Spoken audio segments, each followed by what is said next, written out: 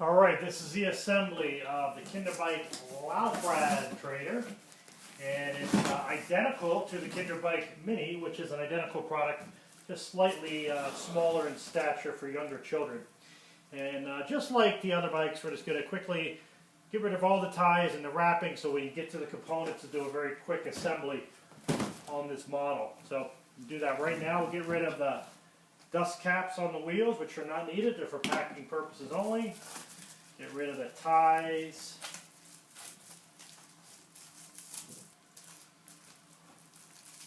It's pretty easy. It's a 90% assembled. It's a pretty quick assembly on this model. As with all of our trainers, not much to do, but we'll cover those things that are required with you. So, first thing we do is get rid of the front wheel, which will go on the front fork, obviously. These ties are holding on the extender saddle, which is included with all of our bikes. And that is there. Allows you to bring the saddle height higher for older or taller children. This little box here, affixed to the wheel, is the accessory box. It'll have your reflector and your tools necessary for assembling the bike. Now, we're going to get rid of all the packaging around the frame and the parts, the foam material. We recommend that you don't cut that with scissors or a knife so you don't damage the paint itself. This stuff is really easy just to snap away by breaking the tape. No need to use a knife or scissors in that regard. Should just snap right away. Pretty simple. Sometimes you'll get a piece of tape stuck to the frame. That'll come off real easy because, of course, it's a polished frame. There you go. Alright, and the last bit of it will be the handlebar, which is affixed to the frame. And it's a real simple installation. I'll show you that here in a second.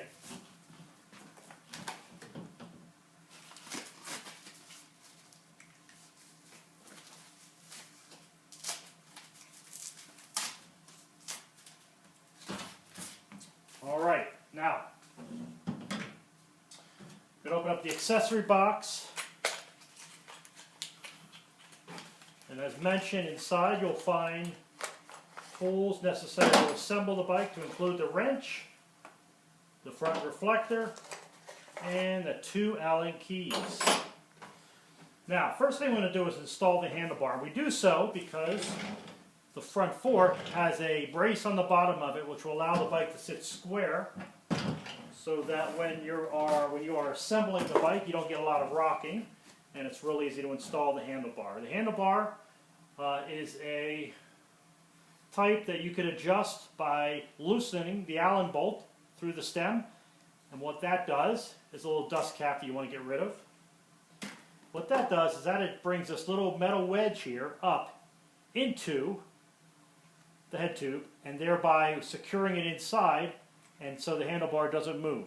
That's how these are adjusted. So we're going to stick the handlebar down inside. First we have to loosen it with the large Allen key, and this will allow the little wedge to float. It's got ridges on it, and that's what grips inside the head tube itself. So you allow it to drop down inside, like so. And then when you get to the desired height, keeping in mind that there are minimum insertion lines here, which tells you how far you do not want to go, how far you do want to go into the fork. You don't want to go where this is showing, because then it's not inserted enough, it's not safe. So once you get to the desired depth that you want, you can retighten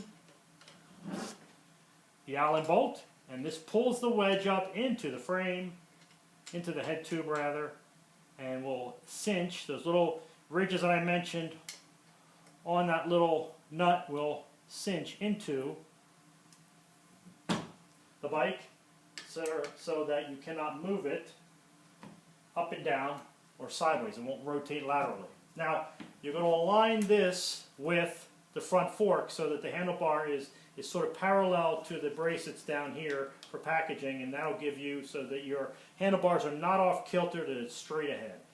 The next thing you want to do is on this particular handlebar, you can also angle adjust. Rotate the handlebars closer to or further from the rider by loosening this underside bolt here. You loosen it, you can change it, and then tighten it back up. You want to make sure it's centered. There's ridges on the inside of this handlebar that go inside the stem, and that is what grips down onto the handlebar with the ridges so it doesn't rotate by itself once it's tightened down. This is fine for our use, so we're going to leave it the way it is. This is the bell that comes included. You just need to rotate it to the top position, tighten down the Phillips head screw underneath here, and you won't be able to move that. Handlebar, last adjustment you're going to make is the brake lever. This bike comes with the Mini, the Laufrad, both come with a V brake or a linear pull brake, as it's commonly known, or linear pull, commonly known as V, where it applies the brake arms to the rear tire. We want to get this in a position that's roughly about 45 degrees. A smaller Allen key will tighten down the brake lever on the handlebar itself. So once you get it at about 45 degrees, you'll hear a snap, and then you continue to tighten until it's secure and it doesn't move. Very easy brake to use. Now, there's multiple adjustments on the V-brake. We're not going to cover that in this tutorial. This particular set screw here, if you can see that, when you screw that in, it brings the lever closer to the hand grip for the child. If they have small, short fingers, you're going to want to do that. But bear in mind, when you do that, it's going to take and make the V-brake rear assembly out of kilter so that it's either too far or too close to the rim. It won't allow the tire to move. The V-brake is really interesting. The linear pull brake is really interesting in that it allows the bike, allows multiple adjustment points on the linear pull brake with all the adjustments. You can really dial in it. It's a great braking system for young riders. It just requires that you go through the back and forth to do so. So, now that we have the handlebars essentially installed, we're going to flip the bike over and install the front wheel. Now we're going to remove this little platform that we had. It was strictly for shipping purposes, as well as the packing materials. Discard those back in the box. The front wheel on the KinderBike Laufrad, as well as the Mini and the Morph and the Pro Series trainer, is a single-walled aluminum alloy pneumatic wheel with sealed bearings and a rugged tread tire. It's great on every single surface. Grips surfaces really well. It's actually a very high-end wheel. What we're going to do is loosen the hardware up on the wheel, and you'll notice that there's called hook ring washers on this. Those will fit into the hook ring itself. Little tab will fit into the hole in the front fork, which gives a little bit more safety so that it doesn't come off. It's pretty standard on a lot of bikes, including this one. So once you put the tab in the hole, you're going to tighten down the nut, hand tighten it first. Do the same on the other side where it is in the hole, the tab that is, hand tighten. And now, once you've done that, you can go ahead and use the included wrench to tighten down the hardware completely. There you go.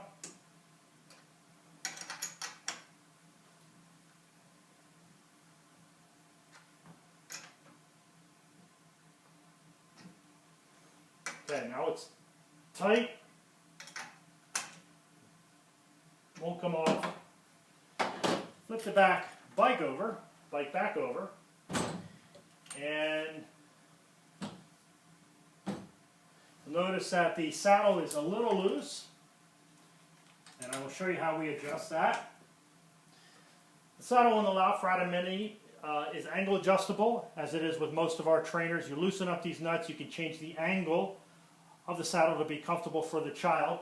And the Laufrad, as the Mini, just like the Mini, has a quick release collar that when you loosen the nut on the opposite side of the arm, it'll allow you to tighten or loosen the quick release arm to tighten down around the seat tube, thereby clamping the post in tight. We're going to install that back. There's a gap in the seat clamp that will align with the gap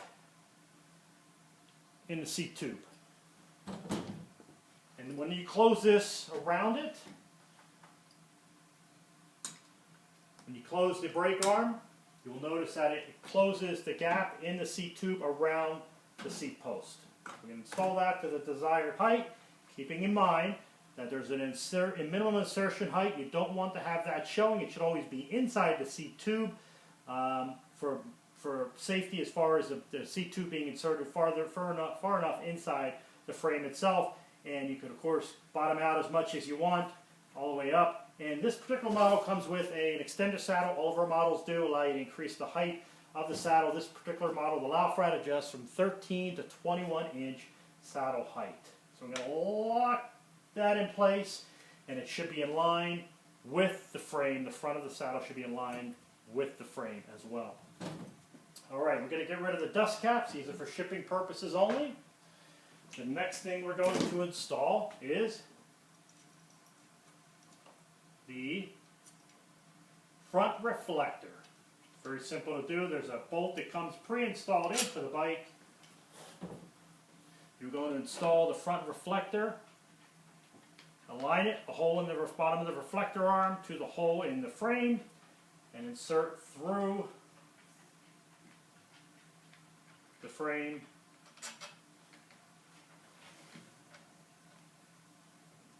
so that it holds the arm of the reflector onto the bike.